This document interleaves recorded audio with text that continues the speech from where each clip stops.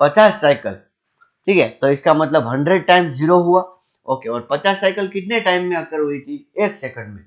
मतलब कि 100 टाइम्स 0 हो गया कितने सेकंड में? 1 सेकंड में। इसको हम क्या, इन्वर्टर कोई भी पकड़ नहीं पाता, इसीलिए तो हमेशा लगता है कि एक बार ट्यूबलाइट शुरू हो गई तो फिर हो गई, फिर कोई टेंशन वाली बात नहीं है, ठीक है। हमें ऐसा लगता है कि ये कंटिन्यूअसली ऑन है, लेकिन वो कंटिन्यूअसली ऑन नहीं होती, ठीक है। समझ में आया कि नहीं? तो ये तो बात हुई बच्चों की। अच्छा, हमारे यहाँ तो फ्रीक्वेंसी 50 हर्ट्ज है बच्चों, यूएसए में तो 60 हर्ट्ज है, तो वहां पर तो 120 टाइम्स ऑन या ऑफ होती होगी ना। अच्छा, मैं एक बात आपको बोलूं कि एक है एसी जिसमें वो एक बल्ब को 1000 टाइम ऑन या ऑफ करता है, ठीक है। मतलब कि 1000 टाइम ऑफ की बात करें, 1000 टाइम ऑफ करता है 1 सेकंड में, तो वहां पर फ्रीक्वेंसी कितनी होगी? क्या आपने कुछ सोचा कितनी होगी? क्या 2000 हर्ट्ज होगी? नहीं, 500 होगी। कितनी होगी? 500 हर्ट्ज। जितनी टाइम ऑन ऑफ हो रहा है, ठीक है, मैं अगर ऐसा बोलूं कि एन हर्ट्ज फ्रीक्वेंसी है, कितनी है? एन हर्ट्ज, तो इसका मतलब ये है 2n times, 2n time of या तो ऑन। ऑन मतलब कब ऑन? वो जो मैक्सिमम वाला ऑन है उसको मैं बोल रहा हूँ, ठीक है। तो बच्चों ये एसी का जादू है। हम एसी को ही क्यों लाते हैं? क्योंकि एसी एसी का मतलब एयर कंडीशनर। No no. अच्छा, एयर कंडीशनर भी अल्टरनेटिंग करंट पे वर्क करता है। कभी कभी ऐसा बोलते हैं एसी करंट, एसी करंट। तो एसी करंट मतलब क्या? अल्टरनेटिंग करंट, करंट, हाँ, लेकिन अभी वो ऐसा मतलब कि ऐसा कन्वेंशन बन गया है, वरना वरना ये एसी करंट नहीं बोलते, हमेशा क्या बोलना चाहिए? एसी, ठीक है। ऐसे मैं यहाँ पे एसी लिख रहा हूँ, एसी करंट बोलेंगे तो भी वही बात, ठीक है। AC is easy to produce, okay, then after transport and convert as compared to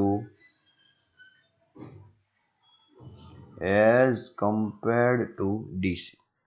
AC produce करने में भी इजी है, ट्रांसपोर्ट करने में भी इजी है, और कन्वर्ट करने में भी इजी है। किसके कंपैरिजन में? डीसी, ठीक है। ट्रांसपोर्ट लो वोल्टेज पे कर सकते हैं, हम ट्रांसफार्मर पढ़ेंगे आगे जो ऐसा करता है, हाई वोल्टेज को लो वोल्टेज में कन्वर्ट कर देता है, ठीक है। और लो वोल्टेज को हाई वोल्टेज में, स्टेप अप या स्टेप डाउन ट्रांसफार्मर, आप मूवी वाली बात मत सोचना, ठीक है। वो कन्वर्ट हो गया, तो कन्वर्ट करने के बाद ट्रांसपोर्ट करेंगे तो अच्छा रहेगा, ठीक है। अच्छा, एक दूसरा, power loss is also less, power loss is also less in AC current, sorry ये नहीं, AC, power loss is also less in AC as compared to DC, as compared to DC, ठीक है। क्यों? देखिए अच्छी तरीके से, आप देखिए तो सही, यहाँ पर देखिए टी और ये है आई, करंट ऐसे फ्लो हुआ, ठीक है। कौन सा करंट बोल रहा हूं मैं? डीसी, ठीक है। अभी देखिए भैया, अच्छा, मैक्सिमम वैल्यू इसकी सोचो, इसकी आई जीरो है, कितनी है? आई जीरो, ठीक है। और यहाँ पर ये है आई एसी और ये है टाइम, ठीक है। ओके, ये हमारा हो गया एसी। इसकी अगर हम एवरेज वैल्यू निकालें ना, एवरेज वैल्यू को ऐसे डिनोट करते हैं बच्चों, ऐसे, तो एवरेज वैल्यू इसकी कितनी आएगी? आई जीरो, ठीक है। तो वो जो हीट लॉस हो रहा है वो आई स्क्वेयर आर टी हो रहा है ना, तो यहाँ पर एवरेज करंट ले तो ये कितना हो जाएगा? आई जीरो, ठीक है। अच्छा, ये देखिए, ये पॉजिटिव और नेगेटिव, ये फुल साइकिल हो गई, फुल साइकिल यहाँ से यहाँ, जितना पॉजिटिव उतना ही नेगेटिव, तो इसका एवरेज वैल्यू कितना होगा? Zero over full cycle. कुछ कुछ दिमाग में घुसा, क्यों जीरो हुई? जितना पॉजिटिव उतना नेगेटिव, ठीक है। और जो हमने एसी जनरेटर में पीछे ब्रश लगाए थे ना, वो इंडक्टर भी लगाए थे, सॉरी, जिसकी वजह से करंट ऐसा होता है। अदरवाइज करंट ऐसा भी हो सकता है, पॉसिबल है। ठीक है। तो इसमें भी जितना प्लस उतना माइनस, जितना प्लस उतना माइनस, तो एवरेज एक साइकिल में कितना होगा? 0। लेकिन इससे अच्छा ये है, क्यों? क्योंकि देखिए, अगर आधी साइकिल की बात करें तो आधी साइकिल में एवरेज वैल्यू कितनी हो जाएगी? I0। लेकिन क्या यहाँ पर आधी साइकिल में एवरेज वैल्यू I0 होगी? आधी साइकिल की बात कर रहा हूं। ठीक है, क्वेश्चन लिखिए, average value, average value of AC. ठीक है, calculate average value of AC. सबसे पहले तो मैं आपको एक बात बोल दूं, एवरेज कैसे फाइंड करते हैं। Average current is find is equals to charge upon time, मतलब कि Q अपॉन टी। अच्छी तरीके से देखना, ठीक है। थोड़ा मैथमेटिक्स अब आएगा, ठीक है। इसमें मैथमेटिक्स इस चैप्टर में भी बहुत ज्यादा यूज होता है। अच्छा, अभी हमारे पास I का इक्वेशन क्या है? I equals to I0 sine omega t. ठीक है, देखना अच्छी तरीके से, I equal to I0 sine omega t. तो I का मतलब क्या होता है? dq/dt होता है, I0 साइन ओमेगा टी। ठीक है, तो फिर हम क्या कर सकते हैं? dq/dt। ठीक है, तो फिर dq is equals to I0 sine omega t dt बोल सकते हैं। बच्चों, आप 12th में आ चुके हो, ऐसा मैं समझ रहा हूँ, इसीलिए। तो q इज इक्वल्स टू क्या होगा? Integration I0 sine omega t dt। समझ में आया कि नहीं? हाँ, ओके। और t को हम क्या लिख सकते हैं? Integration dt। ठीक है, तो इसका मतलब एवरेज करंट क्या होता है? Q अपॉन टी होता है। तो Q का मतलब क्या निकाला हमने?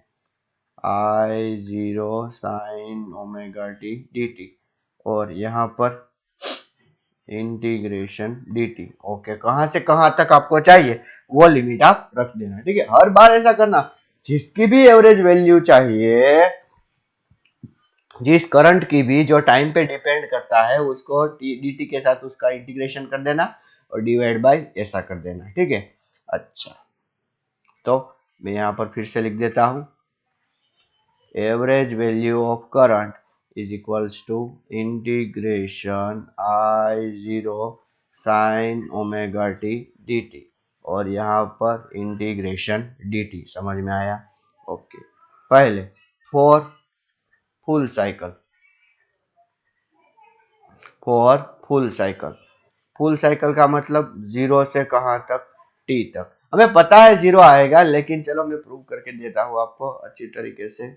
Integration 0 to t I0 sine omega t dt, integration dt from 0 to t। अच्छा, ऊपर I0 कांस्टेंट निकलेगा, साइन ओमेगा टी का डेरिवेट, सॉरी, इंटीग्रेशन क्या होता है? Minus cos omega t divided by omega. कहां से कहां तक? 0 से लेके t तक। और इंटीग्रेशन dt क्या होता है? t, 0 से लेके t तक। ठीक है, ओके। इज इक्वल टू क्या होगा? देखिए, माइनस I0, ये ओमेगा नीचे जाएगा, और यहाँ पर देखिए नीचे जो डिनोमिनेटर की मैं बात कर रहा हूँ, इसमें अगर हम लिमिट रिप्लेस करेंगे तो ये t माइनस 0 होगा, तो यहाँ पर ओमेगा t हो जाएगा। समझ में आ रहा है कि नहीं? मैं इसकी बात कर रहा हूँ। यहाँ पर अगर हम लिमिट रिप्लेस करेंगे तो t माइनस 0 हो जाएगा ना। Okay, okay. और ऊपर का देखिए, ये माइनस है, और यहाँ पर मैंने क्या लिखा? कोस ओमेगा टी। कहाँ से कहाँ तक? 0 से t तक। ठीक है, अभी देखिए, माइनस I0, अभी ओमेगा है, वो क्या है? 2 पाई/t इंटू टी। कोस, ये ओमेगा है, तो उसका मैं क्या लिखता हूँ? 2 पाई/t। और पहले t इक्वल टू में t रिप्लेस करूंगा, ठीक है। माइनस कोस 2 पाई/t और t इक्वल टू में क्या रिप्लेस करूंगा, 0 रिप्लेस करूंगा। ठीक है, समझ में आ रहा है कि नहीं अच्छी तरीके से। देखो अगर आपको ये पता है तो आप वीडियो को स्किप कर सकते हो। ये टी कैंसल हो गया, क्या मिला हमें देखिए, -I0/2 पाई। देखिए यहाँ पर टी कैंसल हो गया, तो cos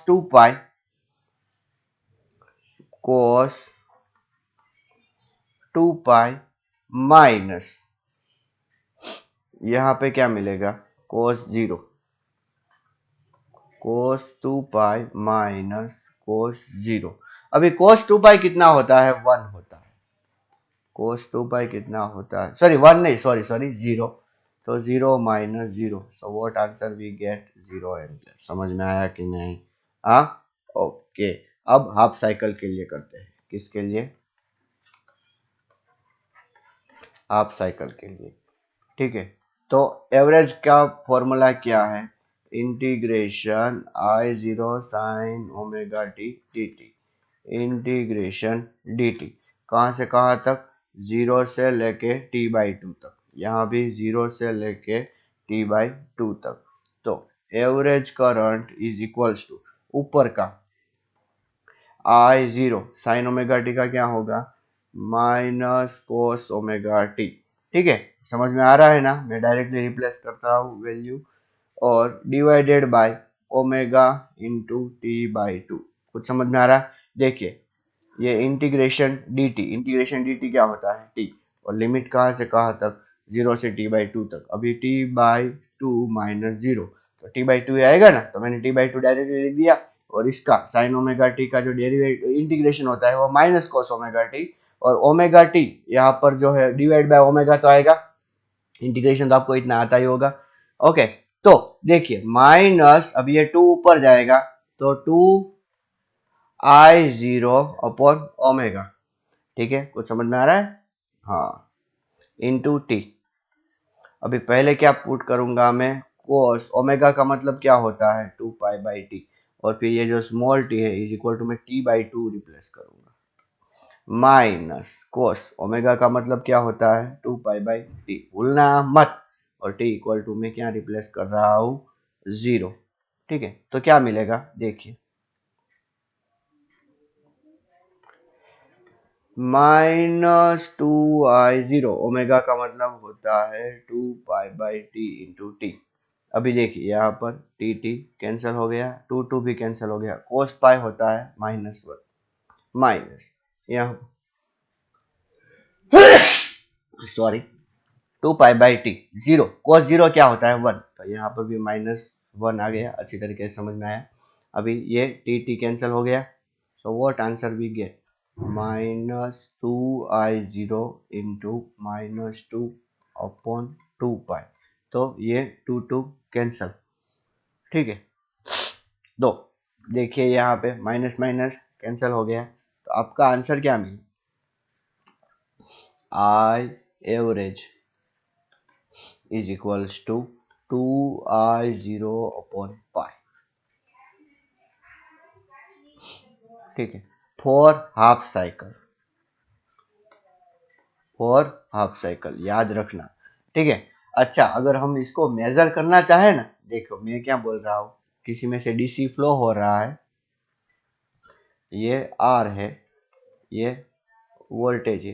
ठीक है, अगर हम यहाँ पर एमीटर लगा दे तो एमीटर हमें दिखाएगा I is equals to V/R। ठीक है, ठीक है, ये हमारा सिंपल एमीटर है। लेकिन लेकिन लेकिन हम सॉरी, अगर हम यहाँ पर एसी लगा दे और उसके बाद में अगर हमारा सिंपल एमीटर लगाए तो ये कुछ रीडिंग नहीं बताएगा, 0 एम्पियर बताएगा। लेकिन अगर हॉट वायर एमीटर, आप सिर्फ नाम याद रखिए, इसके बारे में आपको जानने की जरूरत नहीं, क्या है, हॉट वायर एमीटर। ठीक है, हॉट वायर एमीटर लगाए तो वो कुछ रीडिंग दिखाएगा। पहले एक नोट आप लिख लीजिए, क्या, to measure AC we use hot wire instrument. कहने का मतलब hot wire ammeter, hot wire volt meter. Okay, okay, देखिए आप बोलोगे सर उसमें तो फुल साइकिल का जीरो है तो उसमें जीरो रीडिंग ही बताएंगे ना। नहीं, उसमें जीरो रीडिंग नहीं दिखाते, कोई और रीडिंग दिखाते हैं। क्या रीडिंग दिखाते हैं? देखिए, सोचो कि ये जो करंट है, करंट सोर्स, ठीक है, इसमें से ये है रेजिस्टेंस, वो तो हम देखेंगे बाद में, रेजिस्टेंस और वो सब, ठीक है। और यहाँ पर हम क्या लिखा है देख रहे हैं, एमीटर, ठीक है। तो अगर इसकी वैल्यू अगर I equals to I zero sine omega t है, तो इसमें दिखाता है इसकी रीडिंग जो है, वो रीडिंग, इसकी रीडिंग है आई जीरो अपॉन रूट टू। ये क्या है? ये है आर एम एस वैल्यू। क्या है? R M S. आर का मतलब रूट, एम का मतलब mean, root mean square value, ठीक है। अभी रूट मीन स्क्वायर वैल्यू आज हम नहीं देखेंगे, अगले वीडियो में देखेंगे। आपको पता तो चल गया ना कि एवरेज वैल्यू क्या होती है, एवरेज वैल्यू हम क्यों मेजर करते हैं, ठीक है। और एवरेज वैल्यू की वजह से ही 11 जो क्या बोल रहा हूं मैं, एसी में पावर लॉस कम होता है और डीसी में पावर लॉस ज्यादा होता है। Okay, is the clear to you? Okay, so आज हम इतना रखते हैं, and in the next session we are going to discuss more interesting topic regarding AC. Okay, thank you and नमस्कार।